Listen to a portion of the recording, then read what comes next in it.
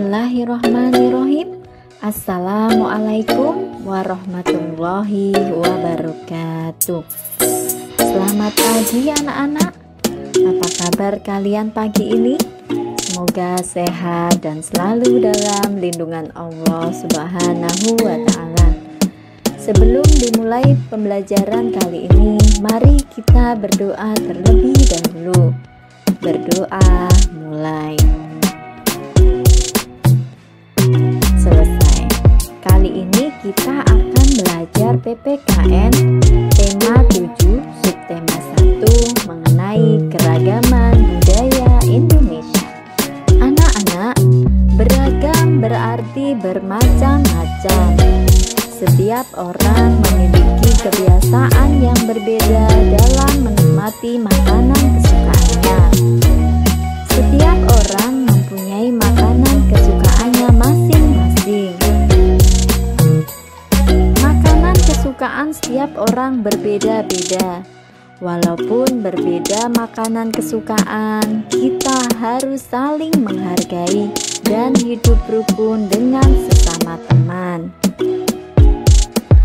Apabila temanmu mempunyai kesukaan yang berbeda, kamu harus tetap menghargai dan menghormati pilihannya.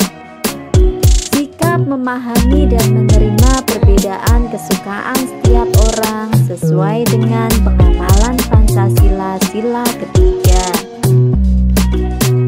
Sila ketiga Pancasila berbunyi Persatuan Indonesia. Sila ketiga Pancasila dilambangkan dengan pohon beringin. Pohon beringin melambangkan sila ketiga, yaitu Persatuan Indonesia. Pohon beringin akar tunggal panjang yang menunjang pohon besar itu tumbuh. Akar ini tumbuh sampai ke dalam tanah dan menggambarkan kesatuan dan persatuan Indonesia.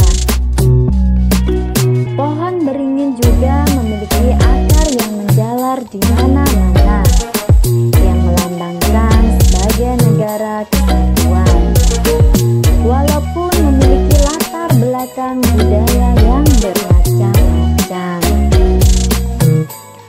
negara Indonesia terdiri atas beribu-ribu pulau. Oleh karena itu, Indonesia dijuluki sebagai negara kepulauan. Antara satu pulau dengan pulau yang lain memiliki keberagaman yang berbeda-beda. Namun hal tersebut tidak menjadi penghalang maupun timbulnya perpecahan. Sebaliknya, keberagaman tersebut menjadi pemersatu bangsa. Hal ini sesuai dengan semangat persatuan dan kesatuan yang tercantum dalam sila ketiga Pancasila, yaitu Persatuan Indonesia. Kali ini kita akan mempelajari keragaman budaya yang ada di Indonesia, yaitu makanan khas dan pakaian adat.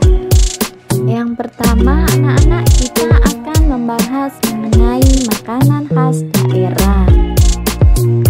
Indonesia kaya akan makanan khasnya. Makanan khas tiap-tiap daerah mempunyai keistimewaan tersendiri. Makanan khas adalah makanan yang biasa dikonsumsi di suatu daerah tertentu. Berikut makanan khas yang ada di Indonesia. Yang pertama, kobro berasal dari Sunda. Kemudian, kue sagu berasal dari daerah Papua. Dan yang selanjutnya adalah sate lilit, berasal dari Bali.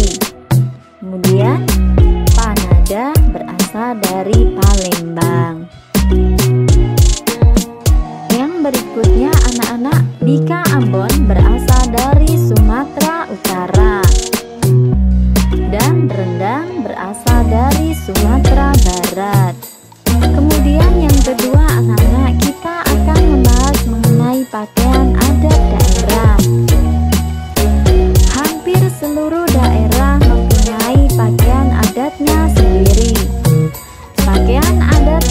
masing-masing daerah memiliki arti tertentu. Pakaian adat biasanya dipakai pada saat upacara adat, acara pernikahan, dan perlombaan. Namun, ada pula yang dipakai dalam kehidupan sehari-hari. Berikut merupakan contoh pakaian adat yang ada di Indonesia. Yang pertama, hule balang berasal dari Aceh. Kemudian bundo kaduang berasal dari Sumatera Barat. Yang selanjutnya, sangkarut berasal dari Kalimantan Tengah. Dan paksian berasal dari Bangka Belitung. Kemudian ada aisan gede berasal dari Sumatera Selatan. Anak-anak, perbedaan bukanlah penghalang dan bukanlah sesuatu yang harus diperdebatkan. Tidak ada yang merasa lebih baik atau lebih hebat.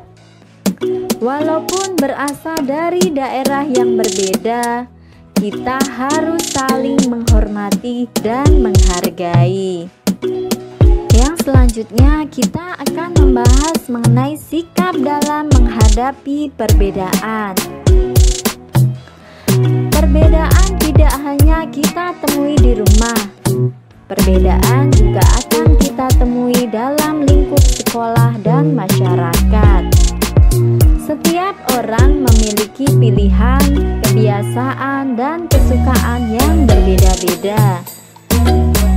Berikut beberapa sikap yang harus kita lakukan dalam menghadapi perbedaan. Yang pertama, menghargai dan menghormati pilihan orang lain. Kemudian yang kedua, tidak marah walaupun orang lain memiliki kesukaan yang berbeda. Yang ketiga, tidak memaksakan kehendak supaya orang lain menyukai sesuatu yang kita sukai. Dengan menerima keberagaman setiap individu, sifat tenggang rasa akan tumbuh dalam diri kita. Tenggang rasa berarti kita sanggup menghormati perasaan orang lain.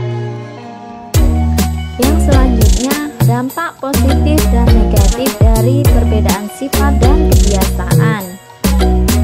Setiap individu mempunyai sifat dan kebiasaan yang berbeda. Perbedaan sifat dan kebiasaan dapat menyebabkan permusuhan apabila tidak ada satupun yang mau mengalah. Sikap tersebut tentunya tidak baik. Perbedaan sifat dan kebiasaan tidak akan menyebabkan masalah apabila satu sama lain saling bertoleransi dan tenggang rasa. Toleransi adalah sikap saling menghormati dan menghargai perbedaan. Kemudian tenggang rasa adalah sikap saling menghormati perasaan orang lain. Berikut sikap-sikap yang harus dikembangkan dalam menghadapi perbedaan sifat dan kebiasaan. Yang pertama, tidak memaksakan kehendak pribadi kepada orang lain. Yang kedua, menumbuhkan sikap tenggang rasa. Yang ketiga, menghargai perbedaan masing-masing individu. Yang keempat, tidak pilih-pilih teman. Dan yang kelima, saling mengalah agar tidak menimbulkan perselisihan. Demikian anak-anak pembelajaran kita hari ini. Semoga bermanfaat. Tetap semangat, jaga kesehatan, dan jangan lupa sholat 5 waktu ya nak.